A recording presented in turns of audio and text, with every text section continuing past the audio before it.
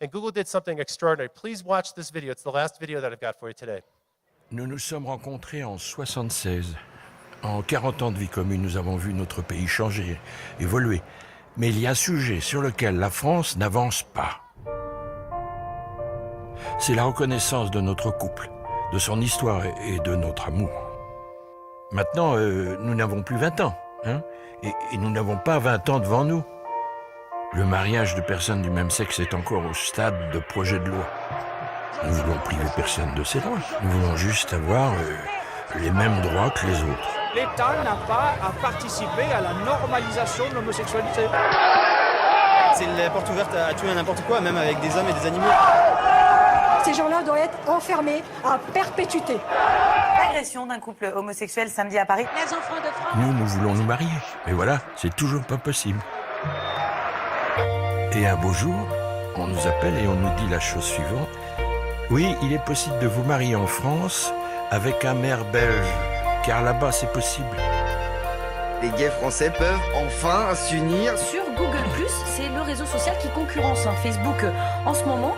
Eh bien, ils ont inventé un petit procédé, tout simplement de visioconférence. C'est un collectif tous unis pour l'égalité qui organise ces cérémonies. Alors ce n'est pas un maire français qui officie puisqu'ils n'ont pas le droit, c'est un bourgmestre belge, celui de la ville de Marchin. Dans 10 secondes, je vais lancer la diffusion. Silence dans la salle, s'il vous plaît. Jacques Michaud, consentez-vous à prendre pour époux Pierre Lecor, ici présent? Oui. Oui. Oui. En conséquence, nous déclarons que vous êtes unis par les liens du mariage. Au-delà de ce message d'amour, c'est aussi pour nous un message d'espoir, pour que tous les couples puissent vivre leur amour au grand jour. Il est plus important d'apprécier les gens pour ce qu'ils sont et non avec qui ils couchent. Dans ce débat, on parle beaucoup de l'égalité, on parle beaucoup de la liberté, assez peu de la fraternité.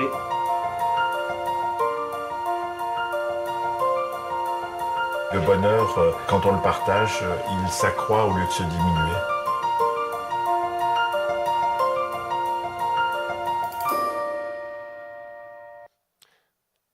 An extraordinary use of digital media to change lives. I know that not everybody in this room agrees with that message. I know that this is a very controversial topic. I'm not here today to get into a debate about that issue. But the message I want to give you is different. The message I want to give you is that this digital technology has the ability to transform people's lives. And Google, as a company whose brand is all about the freedom of information, liberating information and changing lives, has used their technology to bring something that was impossible to people who craved it and could not get it. And I'm happy to tell you that last month, France became the 13th country in the world to pass legislation to make it legal for same-sex marriages to happen. This is an extraordinary example of brands in action. Technology used to create an experience that spans the digital world and the real world and make something happen for people that otherwise could not happen. Great brand building demands courage and imagination. Now go out and create these experiences. Go find those places here in Colombia and elsewhere in Latin America and everywhere in the world where you're working.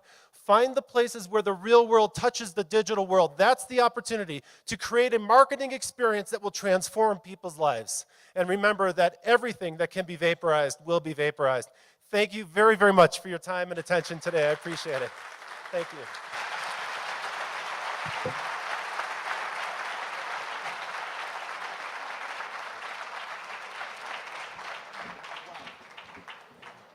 That's all I want to say. It's wow. Did I tell you guys that this guy was going to blow your mind? He was, right?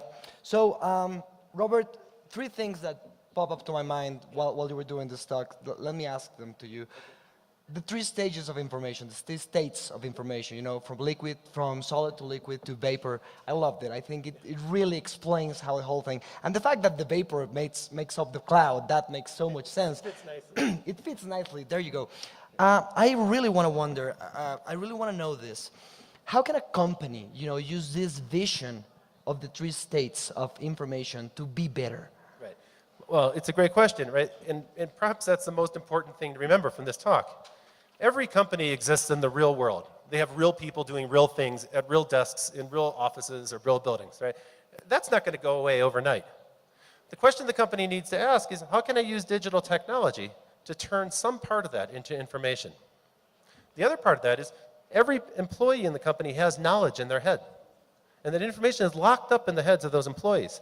And so if companies forbid their employees from using social media, they're not getting advantage of all of that information that's in the employee's head. So I think it's really important for the leaders of companies, the CEO, the senior management, the head of human resources, the head of marketing. They need to sit down and ask themselves, what part of our company really consists of information? And how can we express that information in digital platforms? So basically it's to vaporize the know-how. Yeah, and if you don't start asking that question soon, someone else is going to ask it, and then they're going to go disrupt your business. There you go. Okay, I got mad when I realized that everything that you were showing there, it was based on Amazon Web Services. Why is Jeff Bezos not so cool as, you know, Facebook's Marks or Amazon's a Google's cool Eric? company. Yeah. Amazon is really cool. Yeah, I agree. He's like a great serial entrepreneur. And you know I'm sure there's a lot of entrepreneurs right here in Bogota who are using Amazon Web Services, right? That's an incredible service that's available to you. In the old days, I mean 5 years ago, if you wanted to launch a web business, you needed to raise millions of dollars so you could build infrastructure so that you could scale. Today, you don't need to raise that money. You can go start your business, and then you buy the scale as you need it from Amazon. You rent the scale. So that frees entrepreneurs to do what they're great at, which is go build businesses and not waste money dealing with investors and trying to raise money. And I know that's important here in Bogota because you don't have such a great venture capital environment. It's hard to raise money here. It is. But you have entrepreneurial people, and you've got a rockin' good digital environment here. People are great. I mean, you guys should know this. In California, everybody's talking to me. They're going, oh, Colombia, that's where the new hip digital scene is happening. They were talking about your country here. That reputation has already gotten to California. So people know that there's entrepreneurial talent, but you don't have the capital here. So this is a great thing for people who want to start a business with no capital. Amazon Cloud Services. You stole my question. That's oh, it. Sorry, That's okay, great. It's well, perfect. Maybe the audience has a question. I'd be happy to take it. That's exactly. Just let me do one more question from you. Sure. What about time? You know, like everything it's getting vaporized. Everything that has value that can be vaporized will be vaporized. Yeah. But time, it's not. You know, we're not getting more time through the day. True. We're being more productive. So this fourth dimension. Could you give me your thoughts on it? You know, what do you think it's a good investment for people in their time to do with? Well, I mean, the first thing is spend your time getting smart about this stuff, right? So you must make digital media your hobby. I can't tell you how many times I talk to TV companies and I ask the executives, how many of you people are using Twitter, Facebook, Google+, and these other new services that are popping up like SocialCam and Vine? And half the people in the room don't use them. Some of the people haven't even heard of Google+. And you're like, are you kidding me? It's the fastest growing piece of software in the world, and they haven't heard about it. I'm astonished because these are people who are making decisions about where their marketing goes. They make decisions about how their employees spend their time, but they're completely clueless about what's actually happening out there. They don't know what their customers are doing. They don't even know what their employees are doing. So my first recommendation is if you have time, invest your time in digital media. Get smart about it. Make it your hobby. Use it with your family. Use it with your friends, and get comfortable with it the way consumers use it. That's one. The second message is multitasking. You've seen this, right? This is the theme of your mobile phone and your tablet. When people use these things, they multitask. They do 2 or 3 things at the same time. And that's a habit that is worldwide. It's not just something in the United States of America. And so that's another way people are making the most use of their time. Thank you. Now let's go to the public. Si tienen preguntas en este momento, por favor, levanten su mano. De verdad, aprovechen y hagan todas las preguntas que puedan para hacer eso. Gracias. Las preguntas pueden ser hechas en inglés o en español. Le van a traducir a Robert. Entonces, por favor, aprovechen cualquier duda que les haya tenido, comentarios, sobre todo los medios, que por ahí hay gente de medios, aprovechen a hacer preguntas para esta gran mente que nos acompaña hoy. Tenemos una pregunta al fondo, allá atrás, tenemos una pregunta, y los demás vayan pensando sus preguntas, aprovechen este espacio. Hola, buenas tardes. Quería preguntarte acerca de la información, sobre todo por los pagos que hay en Colombia. Es muy difícil que le creamos a los pagos por internet o con tarjeta de crédito por celular. Quisiera saber cómo podemos hacer en Colombia, aunque eso es difícil, para que nosotros lleguemos a interesar. Danos un segundito que no está sirviendo el traductor. Un segundo, qué pena. Pero los demás vayan pensando preguntas, escríbanlas. Si no lo tienen, por favor, díganle a la persona que está al lado de ustedes que tienen una pregunta, discútanlo. Ya va, vamos para ti, un segundo. You got it? Ok. Listos, vuelve a empezar, qué pena. Tranquilo. La pregunta es pues, muy interesante y yo sé que todo lo que se mostró... ¿Sí? Todo lo que se mostró fue obviamente acerca de otros países, en Estados Unidos, en Europa, en donde se puede pagar muy fácilmente por internet con tarjeta de crédito, tarjeta de débito, American Express, toda esta clase de cosas. En Colombia es difícil que creamos en el pago por internet. Digamos, pues los papás no lo hacen. Incluso a mí me queda a veces difícil porque obviamente aquí el problema de la clonación, aunque en todas partes del mundo, pero sobre todo en Colombia, esto de la clonación es bien complicado. ¿Cómo podemos hacer nosotros o para que realmente le creamos a poder pagarle por esa tecnología y que esta clase de BTL o de medios en los cuales nosotros podamos... I got it. Okay, I got it. It's a great, good question. Where are you? I'm trying to find out. Can you raise your hand? Okay, oh, hi, thanks. Okay, great. So it's a very good question, and I'm aware of the fact that in some respects, Colombia doesn't have as advanced a digital infrastructure, and as a result, you don't have the same advanced audience that's using these things. So one part of my message for you is that that's actually great. It means that you're going to have advanced information. You get to see what's happening in America, in Korea, Japan, and Europe, and when the audience is ready, you're going to be ready for them. So that's one thing. It's a good advantage to know that. But there's a second point that I want to share with you. That's an opportunity for people in Colombia, for industry in Colombia to get together.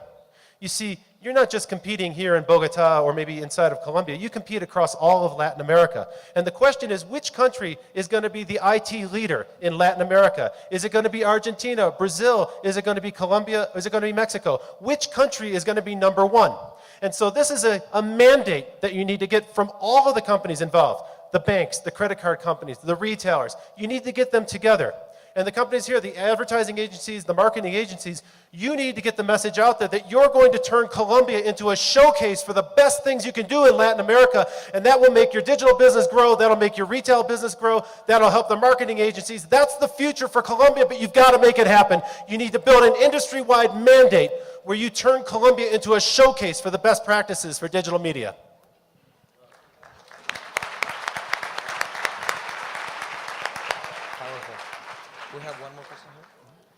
Hi, Robert.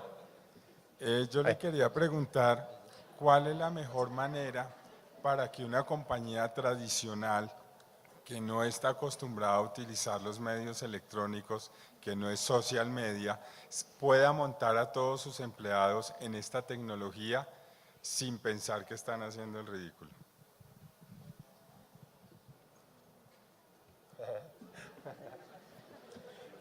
The last part was the best part of that question. It's the fear of being ridiculous, right? That's what we're afraid of. We're afraid to go to our customers and propose something that's so crazy that they won't take us seriously. They lose respect, right? That's the fear. Every time somebody starts a company, a really breakthrough company, that's the fear they have to face. Leadership involves courage. And courage means that you're not afraid to fail. You're not afraid to talk about a crazy idea. You're right, you're not going to be able to convince every customer to do this at first. You need to find one good customer who understands it, who gets the message, who agrees, and who lets you try, and will give you permission to fail and learn from the failure. Because great success doesn't happen automatically. All the learning comes from failure. You don't learn anything from success. You learn from trying, failing, trying again, failing again, trying again, failing again until you get it right. And you need to find a customer that's willing to work with you that way. You won't find most of your customers. They will not do that. But if you find one, then you're going to have a case study that works, and you can take that case study and sell that to other customers. That's the way I would approach it. Thank you. One question here. Hi, Robert. I want to know, how do you visualize these vaporized theories with commodities? With what? Commodities. Commodities. Example, what kind of commodity? Lubricants. Pork bellies? Lubricants. Oils. Oh, oils. Oils. Oh, okay, it's an interesting question. Well, okay, so it's a good question. we have some traditional businesses that we consider to be boring businesses because they're not very digital, right? That's the issue at hand. You say, well, there's nothing digital about this business. Let me give you an example. One of the boys I went to high school with in my class, his father owned an oil company. No, not like in Texas. He didn't own like Exxon or Texaco or something. Not a big oil company. He was in a very small oil business. They just distributed oil to factories, right? So this is the question you're asking. So they delivered industrial lubricants to factories. And that's a very boring business because every day, every week, the trucks deliver a certain amount of oil. They pick up the used oil. They go back to the plant. The next week, they do the same thing. It doesn't really change. The usage doesn't go up very much. It's very stable. And so this person who was in my class, when he got done with college, he went to business school, and he got an MBA. And he went and worked for his father. And then his father retired, and he became the president of the company. It was a little family business. And this guy sat there, and he was like, I can't believe I went to Harvard Business School and got an MBA because I'm running this boring little business. There's got to be something more that I can do with it. So the first thing he did was he put a little wireless transmitter on the oil tanks so that they could measure the amount of oil that was in the tanks. And then it would tell the truck. Because one thing he noticed from his customers is sometimes the customer would run out of oil and it would stop their factory, and that cost millions of dollars in lost productivity. And so the sensor was a great thing to have because it told them about the usage. But the second thing he was able to do was he got data from that. And now he actually started to see data across all of his customers in his region, and he could start to glean some analysis from that. He started to be able to make some better decisions about planning. And then he got to compare the usage of one company's consumption to another company's consumption, and he could go in and consult with that company that wasn't using the oil efficiently and give them advice based on other customers. And he could tell them how to run their oil business even more efficient, how to run their industry even more efficiently. The next thing that he did was he was able to find new ways to use the old oil. And so as he started to see that the volume of used oil was going up, he could send a truck out there, and then they usually will try to do something like clean the oil so they can reuse it again and again. He grew that part of his business. He started growing a data business. He started to grow an analytics business. He grew a consulting business based on the data, and he was able to sell that consulting expertise. And then he started to do that nationwide. So then he started to take the expertise that he had from his little region, where his family company was, and he sold that as a service, the whole thing, as an IT package and a consulting service to all the factories across the country who consume oil. So I think there's always a data component. There's always an information component. You just have to look harder and find out where it is, and then use the wireless technology to unlock that data component. Thank you. Last question. ¿Qué tal? ¿Qué tal, paisano? Bienvenido a mi país, que es Colombia, el mejor país del mundo. Thanks. Bueno, tengo una preguntita como muy técnica. En los países desarrollados o en el hemisferio norte, parte de la gran burbuja que han tenido ha sido precisamente la virtualización y la evaporación de todos los servicios como los conocíamos. Por eso están un poco estancados en la economía y ya llevamos desde el 2008 en una burbuja y tratando de salir de ella, ¿cierto? En América Latina es la segunda zona más estable del mundo, pues primero está Asia por la cantidad de gente y de fábricas que tienen. Calculamos que de aquí a 5 años va a venir lo de la vaporización en forma aquí en América Latina.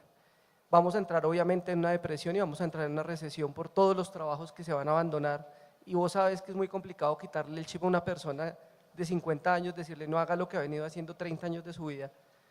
¿Cómo lo están manejando en Estados Unidos para decirle a la gente, hombre, el mundo cambió, el mundo no funciona ya como lo están haciendo, como lo hacían ustedes? Es la parte humana, la parte más difícil de todas. That's right. It's a good question. You should do what I do for a living. I think you're good at it. You could give a talk. So you have a lot of information there. So you really asked 2 questions, right? One question was about some of the unforeseen side effects, the consequences of vaporizing things, like the banking crisis that we had. Well, the fact is, this is new. We're not good at it yet. We're just learning how to do it. We're going to make some mistakes. That's a fact. Right? We're going to continue to make mistakes. That's going to happen. The second question that you asked was about senior managers, older managers, people who don't use digital media, who are not familiar with digital media, and how do you get them to wake up to this possibility? I'm not sure that you can. I'm not sure you can. I try. I do this for a living. I work with big companies, and I try to go around and teach them about this opportunity. The fact is that when I talk to the CEOs of big companies, their number one fear is that they're not moving fast enough, and that they don't have the ability to change their organization fast enough.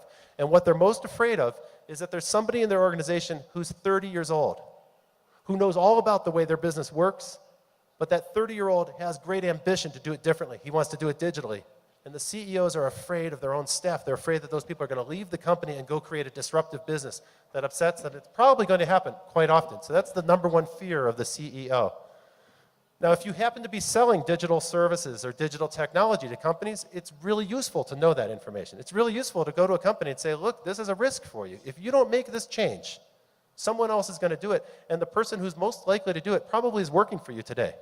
But they're frustrated because they report to somebody who's 50 years old who's never going to change. And they're bored, and they're going to go find a new job or create a new company someplace else, and then they're going to come back and disrupt your business. And they know how your business works, so they're going to know exactly how to do it. Wow.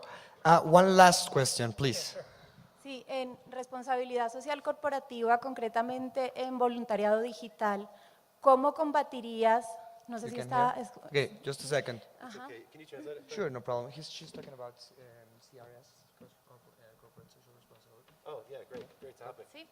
En responsabilidad social corporativa, concretamente en voluntariado digital, ¿cómo combatirías la frialdad que tienen los medios digitales cuando el trabajo es social y con las personas día a día?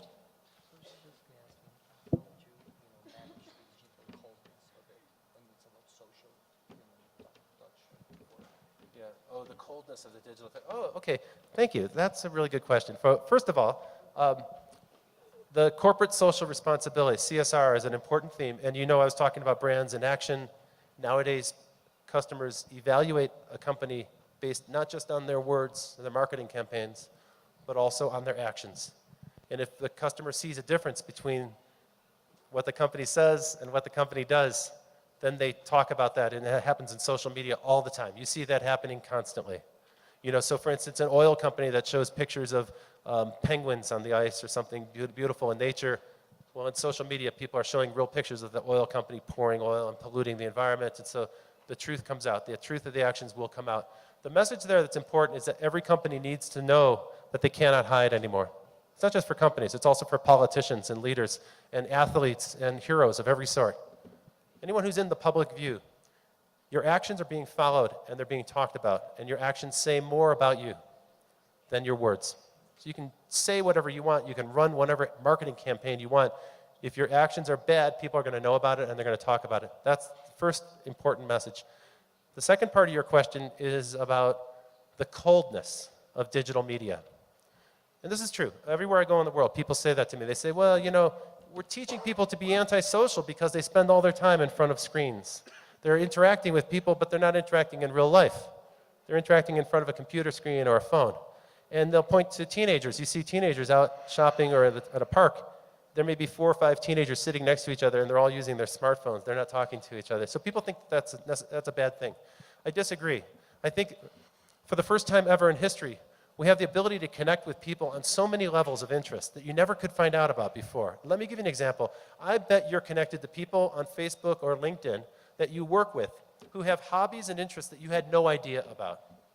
For instance, I take photos wherever I go, but I don't really show the photos that much. Sometimes I use them in my presentations. And a company I was working with, they saw my Facebook photos and they were blown away. They're like, we didn't know you were a photographer, and they saw the photos. They were very excited to know about that. So that's just a simple example of how we're able to discover aspects of other people that we never knew about before. And I think we're able to build better relationships, more interesting relationships, and we do it much faster. So you can build friendships much faster than ever before.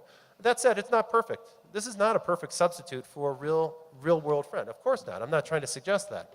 I'm not suggesting, in other words, that this digital world is somehow better than or a substitute for the real world. We're always going to have both. The opportunity for marketers is to find out how you can take that audience back and forth. Every time we transfer from the real world to the digital world and back, it's a little bit disorienting. It's confusing for most people. And that's an opportunity for a marketer to make that transition easier, to show me some more benefits from that transition, maybe help me navigate that transition, maybe make it free of charge, easier for me to do. That's a really great opportunity to put your brand into action in a meaningful way that has real tangible benefits for an audience. Wow, thank you, Robert, so much. Please, a round of applause. Muchísimas gracias, Robert, por favor. Ahora, Ahora vamos a hacer un pequeño ejercicio de crowdsourcing, porque se nos llegó a las 4 de la tarde y estamos con el problema de que la agenda decía que empezamos a las 4 de la tarde con Burston, pero no sé, les pregunto, se supone que hay un coffee break de media hora, entonces voy a hacer un test de mayoría súper sencillo. Por favor, levante la mano quien quiere que corramos la agenda media hora para que puedan ir por café. O quien, levante la mano quien quiere ir por café y que no empiece a las 4, sino a las 4:30. Eso es más poquito. Déjenme, voy a voltear la pregunta para ver si es cierto. Bajen la mano. ¿Quién quiere que arranquemos de una vez a las 4 ya con Burston Marstellers? Están muy peleados. Bueno, ahora, ¿quién le gusta el rap? Porque estamos como 50-50, realmente no hay tanto. ¿Qué tal? ¿Qué les parece si corremos 15 minutos para que las personas puedan ir? ¿Les parece 15 minutos? Levante la mano. Que puedan ir al baño, todo eso. Ve, ahí está, un compromiso. Mil y mil gracias. A las 4:15 los esperamos de vuelta. Muy amables.